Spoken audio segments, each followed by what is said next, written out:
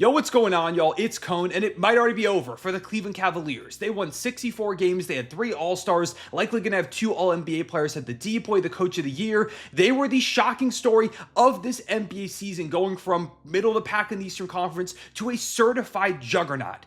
And here we are, 2 games into the Eastern Conference semis, and it feels like they might have hit an insurmountable obstacle. They lose game 1 to the Indiana Pacers. Extremely impressive effort from Indiana. Darius Garland misses the game, and the hope is coming into game 2 that he will be back and the Cavs at full strength can go ahead and even this one up and continue to make it a very entertaining and back and forth series going over to Indiana. But instead, no Darius Garland for this game still. No Evan Mobley for this game, who ended up hurting his ankle. No DeAndre Hunter for this game either. So down 2 starters, 3 high impact players with DeAndre Hunter going up against this incredible Indiana Pacers team, and they looked fine for a majority of this game. This is a Cavs team that has so much depth. They're one of the deepest teams I've ever seen. They've still got a star in Donovan Mitchell. Jared Allen is still really good. They've got so many players who've stepped up this entire season. And despite Ty Jerome being one of those guys and playing horrifically, he made 1 shot out of like 15 in this game. They won it by 20 points. The Pacers didn't lead outside of the first few minutes up until really late when the Cavaliers were up 7 points with less than 50 seconds to go. And that is a margin that pretty much never gets surmounted. If you're the team in the losing position there in the playoffs, you basically never win. Unless you're the Pacers, who did it against the Bucks in the closeout game. And tonight, they did it for a second time. A couple of turnovers from the Cleveland Cavaliers, miscues, letting Aaron Nesmith get a putback dunk to go ahead and give them some extra points with no time off the clock, letting Tyrese Haliburton rebound his own miss after missing a free throw, getting the ball, dribbling it, step back 3. Pacers go up by 1, and the Cavs don't have a timeout. Prayer at the end doesn't even really go anywhere. The Cavs lose. They're down 0-2. They give up both games at home. Indiana is on a roll. Just an incredible comeback real quick from the Indiana Pacers. I have to give them their credit before I talk about what's gone so wrong for Cleveland. Tyrese Haliburton came into these playoffs labeled by his peers in that poll as the most overrated player in the sport. He's the guy that got the most votes. And now he's got 2 game winners in the span of 3 games. And overall in the game tonight, 19 points, 9 rebounds, 4 assists, 7 of 11 shooting, 2 of 2 from 3 and a block. Just a dominant offensive juggernaut. And he's stepped up defensively in this series as well. He's had really good plays left and right. He's taken over. He's been unbelievably clutch. Tyrese has erased any and all narratives, any and all doubts that existed from the beginning of the season when he was struggling, the end of last season in the playoffs, where it's like, hey, is he aggressive enough? Is he ready to be one of the top guys on a high-level team? The answer is yes, across the board. Tyrese is one of the best players in the sport. He is unbelievably special, and if you put the ball in his hands at the end of the game, he's going to go ahead and make not just a play, but he's going to make a stellar one. He's always going to make the right decision. He's going to lead a team to victory. He's unbelievably clutch, and again, if any narrative still existed about him being overrated or a fraud or anything like that, they cannot exist anymore. Shout out to Aaron Nesmith, who had 23 points. We talk about depth. This Pacers team is deep as well. 23 from Miles Turner, 12 from Pascal Siakam, 19 from Benedict Mathurin. They didn't give up. They went down by 20 points and just kept fighting and fighting and fighting, but it still felt like there's no way the Cavs blow this one, right? And I'm saying that as a Thunder fan who watched my favorite team blow the game yesterday. This was like deja vu. It's like I was watching what happened yesterday, but now from an outsider's perspective, where a missed free throw leads to a devastating 3 to go ahead and put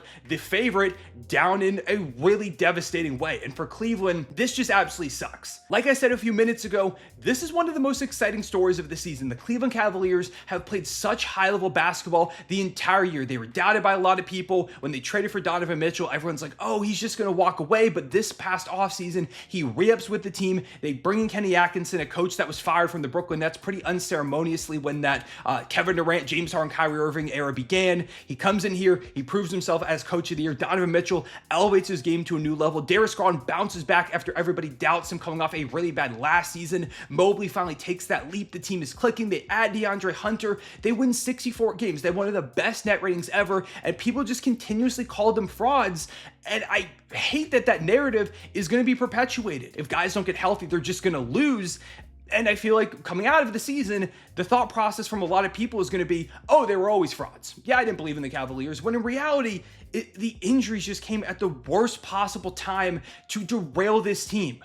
Because yeah, they've got a lot of depth, but the offense, it doesn't work as well as it does, not nearly as well as it does if you don't have Darius Garland, if you don't have Evan Mobley as this versatile 7-footer. The defense really doesn't work if you don't have Evan Mobley out there, a guy that is, the defensive player of the year. Like, he's such a game changer on both ends for them. Same thing with Darius Garland. So now missing 2 all-star, all-NBA level talents, Donovan Mitchell trying to do everything himself. I feel so bad for Donovan Mitchell, who went out there and dropped 48 points, 5 rebounds, 9 assists, 4 steals, and a block. He did pretty much everything he could. He only shot 1 of 7 from 3, so I guess that's like the one blemish on his resume there, but 50% from the field. He emptied the clip. He did everything possible. He stepped up. He carried the offensive load that shouldn't be necessary of him because he should have his co-stars, but he didn't, so he made do. He did everything he could out there. Max Strus, 23 points, huge step-up game from him.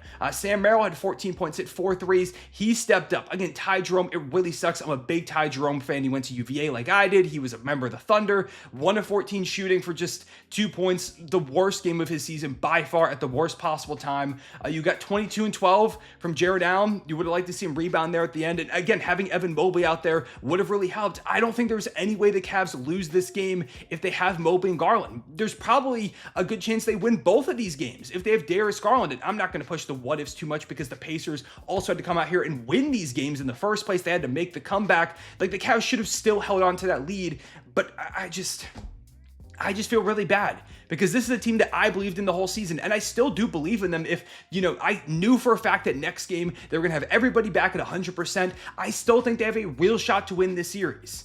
They can win 4 out of 5 games. They were that talented, even though this Pacers team is also really, really good, but I just don't know who's going to be back. I don't know if they play again what they're going to look like. And now you're in a hole against, again, a really, really good Indiana squad.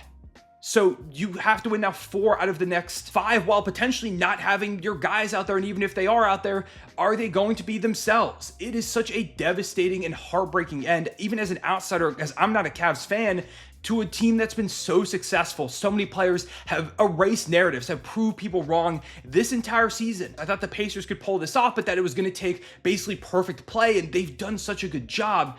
I just really wish we were getting to see this matchup at full strength for, everything that it's made of. And instead, it's probably going to go down as a season of, what could have been for the Cleveland Cavaliers. The Celtics right now are down 0-1 to the Knicks, and I do still think Boston's going to win that, but they're pretty banged up themselves. Could this have been a season where the Cavs beat the Pacers, they go on, they knock off the reigning champs in the Eastern Conference Finals in this incredible 7-game series, and they go to the finals, and they beat, whoever comes out of the Western Conference, and they're suddenly raising a Larry O'Brien trophy without LeBron James for the first time in the franchise's history. Donovan Mitchell's got a ring and probably a Finals MVP. Evan Mobley's got a ring. Jared Allen, Kenny Atkinson, Darius Garland, Ty Jerome, DeAndre Hunter. Like, I can't help but think about what could have been. And I know I'm doing an obituary a little bit for them before it's over. It is not over, but it feels like there's a real chance that it is. It just sucks. It really sucks to see a team that had such a good, magical, impressive season end the way that it seems like it's going to, just because the most random injuries possible pop up at the worst possible moments. And it's happened a lot throughout history. This Cavs team is one that I especially became fond of. I loved watching them, and all season it was, they're just the 2015 Hawks. They're not actually that good. They're frauds. No, that was never the case. The injuries just popped up, and it really sucks. I mean, I'm really happy for the Pacers too. I'm happy to see Tyrese Haliburton prove a lot of people wrong. This is a team that I've also really enjoyed watching this season, and a lot of people are calling them frauds last year for making the Eastern Conference Finals. I'm sure if they do that here, it's again going to be the same argument because the Cleveland Cavaliers got injured, but the Pacers are just a really, really good team, and I'm happy to see Haliburton and Siakam and Nembhard continue to rise up, and Benedict Mathurin and Miles Turner and all these guys prove people wrong. But I can't at the same time not feel heartbroken that the Cavaliers aren't getting a chance to prove that they're not frauds, that they are legitimate, that they were deserving of this 1 seed, this all-time record, the celebration, the flowers that they got this season. They were deserving. Maybe if they were healthy, they still would have lost. That is a real possibility. I just wish, we're going to get the chance to see that. But instead, here we are. They're down 0-2. They're going back to Indiana. They need to get guys back. I think if they don't, this thing is dead in the water. Hopefully that is the case. But just in general, really, really sucks for the Cleveland Cavaliers. And I mean, hey, welcome to the club as a Thunder fan of teams or fan bases that got to see their teams get their hearts ripped out by a last-second three-pointer within the last couple of days after some free throw shenanigans. Welcome to the club. It's populated by shockingly 2 teams now. Honestly, with the way these playoffs are going, it might be 3, it might be 4, it might be 5 coming up here soon. Which, speaking of 5, road team now 5-0 in the first round, second round. I'm all over the place. That's never happened before. We've never seen the road team in each game 1 win. We've never seen 6 straight road wins to begin the second round. There's something in the water with this year's NBA playoffs where road teams are just underdogs, or insanity is just going on. I guess we'll see if that continues to be the case tomorrow. The Celtics and the Thunder, the favorites to get out of their conferences, can go ahead and erase some of the doubt that is built up around these top-level teams. But, I mean, for the moment, with the Cavs down 0-2 and everybody else down 0-1, that was favored in the series. Speaking of that, I will talk about the Warriors versus Timberwolves game.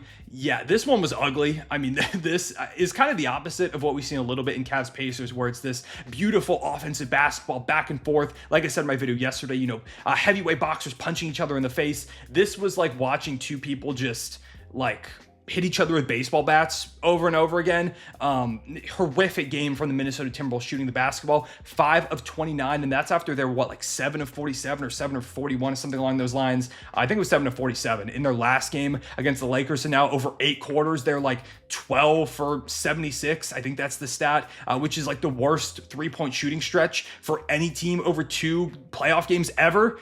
It's not good. It's not great. Anthony Edwards was really bad in the first half, turned it up a little bit in the second half, did finish with 23 points, 14 boards, 2 assists, 3 steals, but had 1 point at halftime. You need a lot better from him. Jamie Daniels, 50% shooting, 18 points from Julius Randle, but really inefficient. 3 of 11 from Dante DiVincenzo, 8 of 14 from Naz Reid. He came back after tweaking his hamstring a little bit, which, speaking of hamstrings, Steph Curry leaves this game after 12 minutes and is immediately said to not be coming back. He's grabbing at his hamstring.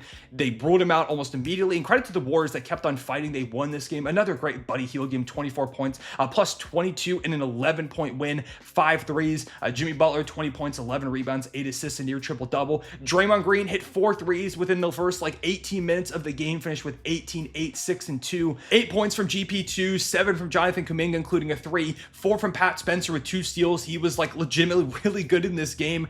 This is where the depth of the Warriors shines. And we've talked a little bit in this channel here about how depth feels like it's more important in the NBA than ever. And you're seeing it here with the Warriors. Steph Curry leaves, and in most cases, you'd expect them to just crumple and fall apart completely, even though they had a pretty substantial lead when he exited the game. But they didn't. They built up on that lead, and that was incredibly impressive. They were up by 23 at one point. The Wolves did fight back at the end, but it never really felt like the lead was going anywhere. And Golden State gets off to a 1-0 lead. We'll have to wait and see on what the news is on Steph Curry. He's supposed to get an MRI tomorrow. I mean, Jimmy Butler seemed like he really hurt his hip in that one game, and he was fine pretty quickly there. So hopefully that is the case for Steph, because if they don't have Steph, I just think this series is over. Although maybe it's not. Because with the way these playoffs are going, just maybe it's not. Maybe losing Steph Curry just further empowers Buddy Hield to become the greatest player of all time. I don't really know anymore, but I do think if Steph Curry's gone, they're probably doomed. They're definitely doomed in the Western Conference Finals, whether it's the Thunder or the Nuggets coming out. They don't have Steph Curry, even if they win this one, which I don't think they will do if Steph doesn't play. So hopefully he's all good to go, because this is a series that I'm excited for. It's going to be horrific, ugly basketball. So if you like that, you're going to get a lot of that in this series. But the Wolves have to be a lot better offensively. They played a good defense in this one after a bad defense for 5 games in the Lakers, and you could tell there was a difference. The offense got really, really stagnant really quick. So we'll see if they're able to bounce back next game. Ant has to be a lot better. He was also pretty bad in the closeout game against the Lakers. They need more out of him. They need more of this Wolves team. They've got to actually hit threes, because if you don't,